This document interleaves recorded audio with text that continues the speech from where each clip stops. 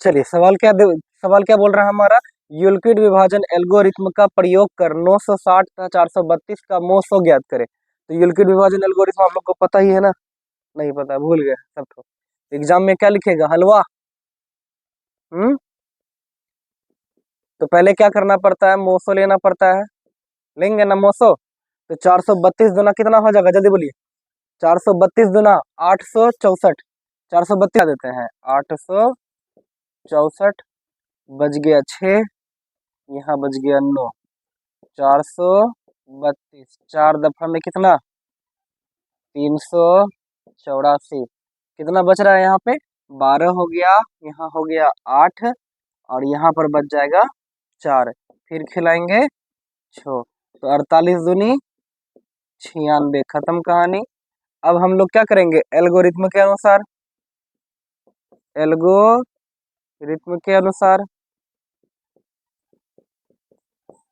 है ना, 960 बराबर 432 गुना 2 प्लस 96, फिर 432 बराबर 96 गुना 4 प्लस 48, फिर 96 बराबर 48 गुना 2 प्लस 0, इसीलिए HCF बराबर 48। नंबर 2 में आइए, नंबर 2 में आइए, क्या बोल रहा है, वह सबसे बड़ी संख्या ज्ञात करें जो 438 और 606 को विभाजित करती है और प्रत्येक दशा में 6 शेष देती है। प्रत्येक दशा में क्या करती है, 6 शेष देती है ना। प्रत्येक दशा में 6 शेष देगा, तो उसके लिए हमको निकालना होगा HCF।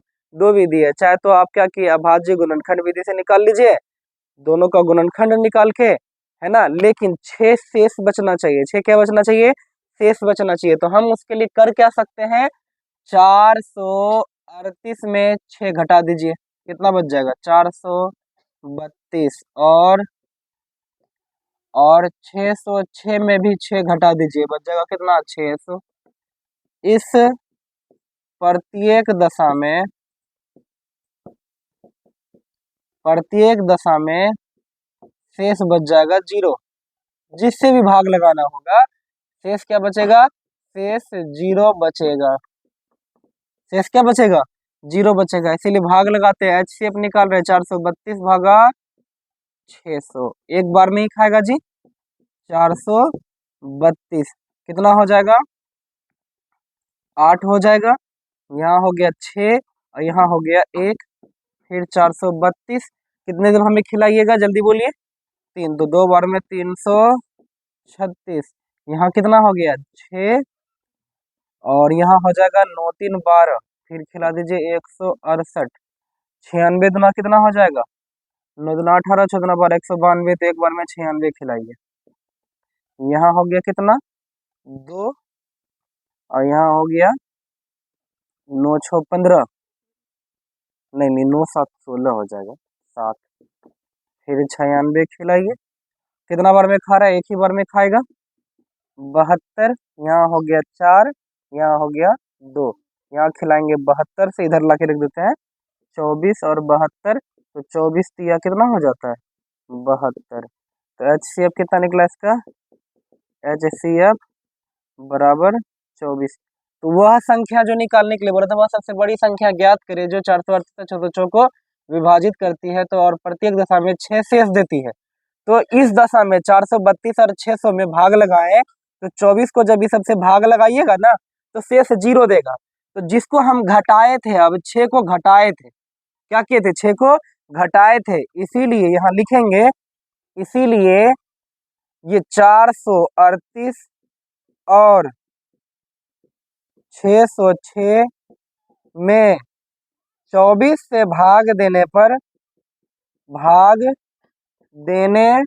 पर शेष 6 बचेगा। क्या हो जाएगा, शेष 6 बचेगा। सबसे बड़ी,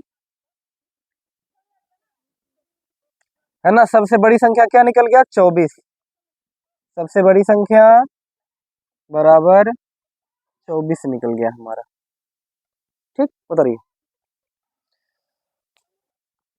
चलिए सवाल क्या बोल रहा है, देखिए दूसरा सवाल है हमारा, द्विघात बहुपद 5y² - 13y - 6 के शून्य ज्ञात करें। क्या ज्ञात करना होगा हमको? शून्य ज्ञात करना होगा। क्या हो बोलिए ना। नहीं करना होगा। बराबर क्या कर लेंगे? जीरो। बराबर क्या कर लेंगे? जीरो।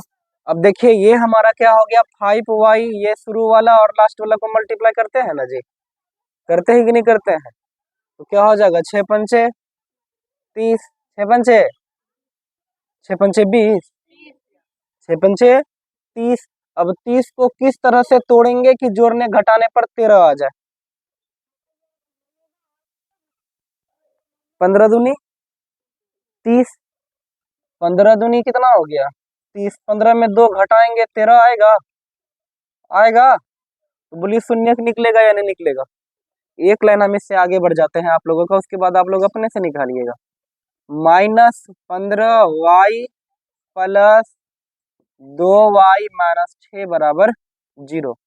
कॉमन निकालेंगे शून्य निकलेगा। चलिए नेक्स्ट सवाल देखें हम लोग, इस पे ध्यान दीजिए। अब द्विघात बहुपद में x² प्लस 9x प्लस 20 के शून्यंकों तथा गुणांकों के बीच संबंध ज्ञात करें। क्या करे? संबंध ज्ञात करे या संबंध की जांच करे, है ना। यहाँ जांच कीजिए लिखा हुआ है, लेकिन क्या करना है हमको, संबंध निकालना है। तो संबंध निकलेगा कैसे? सबसे पहले इसका शून्यक निकालना होगा।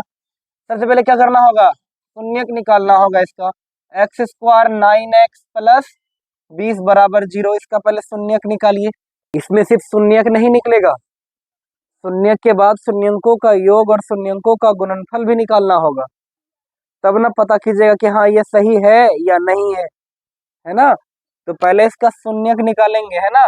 जैसे कि मान लीजिए हम थोड़ा सा आगे बढ़ जाते हैं इसमें और एक बार हम, तो x² प्लस 9x है ना हमारा, 5 चौके 20, 5x प्लस 4x बराबर 0। अगर हम इस तरह से लेंगे तो अल्फा बराबर, एक तरफ x का कोई वैल्यू होगा, अल्फा बराबर भी समथिंग आएगा और बीटा बराबर भी समथिंग आएगा। उसके बाद क्या करेंगे हम, अल्फा प्लस बीटा निकालेंगे, फिर निकालेंगे अल्फा इंटू बीटा। यहाँ निकालने के बाद यहाँ पर जांच में करेंगे क्या, शून्यंकों का योग निकालेंगे। क्या निकालेंगे? शून्यंकों का योग और शून्यंकों का क्या निकालेंगे, शून्यंकों का गुणनफल, है ना। अगर बराबर हो जाएगा तो सत्यापित हो गया, अगर बराबर हो गया तो सत्यापित हो गया।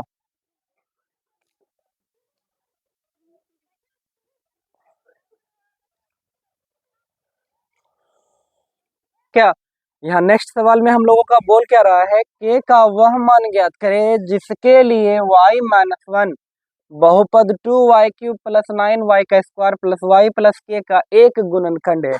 क्या है? का एक गुणनखंड है ना। तो यहाँ पर देखिए y बराबर दिया हुआ है, क्या क्या है, y बराबर दिया हुआ है, y-1, तो y बराबर 1 वैल्यू दिया हुआ है हमारा, है ना। अगर शून्यक है इसका, अगर शून्यक होगा तो बराबर क्या निकलेगा, 0। चूंकि y-1 बराबर 0, इसीलिए y बराबर 1। अब ये हमारा वैल्यू दिया हुआ है, इसमें हम y का क्या करेंगे, वैल्यू बैठाएंगे, है ना। 2y का cube plus 9y² plus y plus k बराबर 0। बोलिए आगे बन जाएगा आप लोगों से, हो जाएगा, आराम से हो जाएगा। इसमें y का वैल्यू बैठा देना है 1 पर पावर 3 प्लस 9 मल्टीप्लाई 1 पर पावर 2 प्लस 1 प्लस के बराबर 0। ठीक, आगे निकाल लीजिएगा। चलिए यहाँ देखेंगे अब इसको, पहले यहाँ ध्यान दीजिए क्या बोल रहा है यहाँ, x माइनस वाई बराबर 3, x/3 प्लस y/2 बराबर 6। हल करने बोल रहा है, क्या बोल रहा है, हल करने। कोई विधि नहीं दिया है कि विलोपन विधि से हल करना है, कि प्रतिस्थापन विधि से हल करना है, कि वर्ज गुणन विधि से हल करना है इसको, है ना। कोई विधि आपको नहीं दिया हुआ, तब आपको जो विधि आपको आसान लगे आप उस विधि में इसको क्या कर सकते हैं, हल कर सकते हैं, ठीक है ना। तो पहले इनको हम हल करते हैं, x माइनस वाई बराबर 3, इसको समीकरण 1 मान लेते हैं, और ऊपर वाले को, ये बगल वाले को x/3 प्लस y/2 बराबर 6। पहले इसको हल कर लेते हैं, है ना, थोड़ा हल्का कर लेते हैं। 3 दूना 6, यहाँ हो गया 2x, यहाँ हो गया 3y बराबर 6। तो 2x प्लस 3y बराबर 6 6 के 36, समीकरण 2। अब किसी को बराबर करना होगा किसी के लिए, चाहे x को बराबर कीजिए चाहे 2x के बराबर कीजिए, किसी को भी बराबर का, चाहे x चाहे y, है ना। तो हम क्या कर सकते हैं, समीकरण 1 में 2 से मल्टीप्लाई कर देते हैं। तो यहाँ लिख देते हैं समीकरण 1 में 2 से गुना कर समीकरण 2 से घटाने पर, क्या करने पर, घटाने पर। बोलिए आगे आप लोग निकाल लीजिएगा। लिख लेते हैं 2x माइनस 2y बराबर 3 दूनी 6, और यहाँ पर आपका पहले से 2x प्लस 3y बराबर 36, माइनस घटाना है हमको, ये वाला कैंसिल हो गया। यहाँ पर क्या बचेगा, देखिए यहाँ माइनस कितना हो गया, बोलिए 5y बराबर यहाँ हो गया minus 30, minus minus cancel, y बराबर निकल गया आपका 6। समीकरण एक में क्या करना है, y का वैल्यू रख देना है, तो x का भी मान निकल जाएगा। यहाँ पर किसका वैल्यू निकला, y का, और जैसे ही समीकरण 1 में y का वैल्यू रखिएगा तो आपका x का वैल्यू निकल जाएगा, और क्या रखिएगा, 6 रखिएगा तो हो जाएगा कितना, 9, x बराबर 9, है ना। यहाँ लिख सकते हैं समीकरण 1 में y का मान रखने पर, y का मान रखने पर कितना निकल जाएगा, x बराबर 9। अब आप बच्चा तो नहीं है जो एक तरफ से बताएंगे आप लोगों को, तो x बराबर 9 और y बराबर 6। कोई दिक्कत,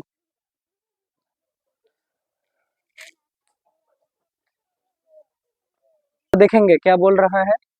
हमारा सवाल है द्विघात समीकरण 16x² माइनस 8x प्लस 1 बराबर 0 के मूलों की प्रकृति ज्ञात करें। मूलों की प्रकृति ज्ञात करें, तो मूलों की प्रकृति कैसे ज्ञात होता है, d बराबर b square minus 4ac, b square minus 4ac। अगर बराबर 0 हो गया तो मूल वास्तविक है और समान है, मूल वास्तविक है और समान है ना। अगर बराबर 0 नहीं हुआ तो मूल वास्तविक और बराबर, दो कंडीशन होता है, चाहे बड़ा हो जाए चाहे छोटा हो जाए, है ना। तो चलिए यहाँ पर देखते हैं क्या निकलता है इसका।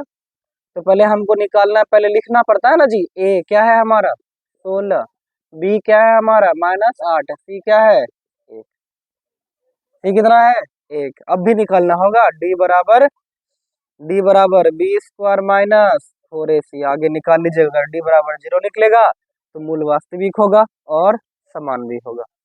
चलिए यहाँ क्या बोल रहा है, टी के वह मान ज्ञात करें जिसके लिए द्विघात समीकरण 2y² प्लस टी बराबर -3। यहाँ पर भी के दोनों मूल बराबर हो, के दोनों मूल बराबर हो, तो ये पहले बोल दिया डी बराबर 0, ये पहले क्या बोल दिया है, डी बराबर 0, क्योंकि जब तक डी बराबर 0 नहीं होगा मूल बराबर होगा ही नहीं, मूल बराबर होगा ही नहीं, ठीक है ना। तो मूल बराबर होने के लिए तो निकालना होगा ना हमको, डी बराबर बी स्क्वायर माइनस 4ac बराबर 0, है ना। आगे निकाल दीजिए आप लोग। यहाँ देखिए क्या है, ए बराबर बी बराबर क्या है हमारा, टी का स्क्वायर माइनस 4 गुना ए है हमारा 2 गुना सी है हमारा -3 बराबर 0। अब देखिए टी स्क्वायर 4 दूनी 8, 8 तिया 24, तो प्लस 24 बराबर 0, 24 बराबर क्या हो जाएगा 0।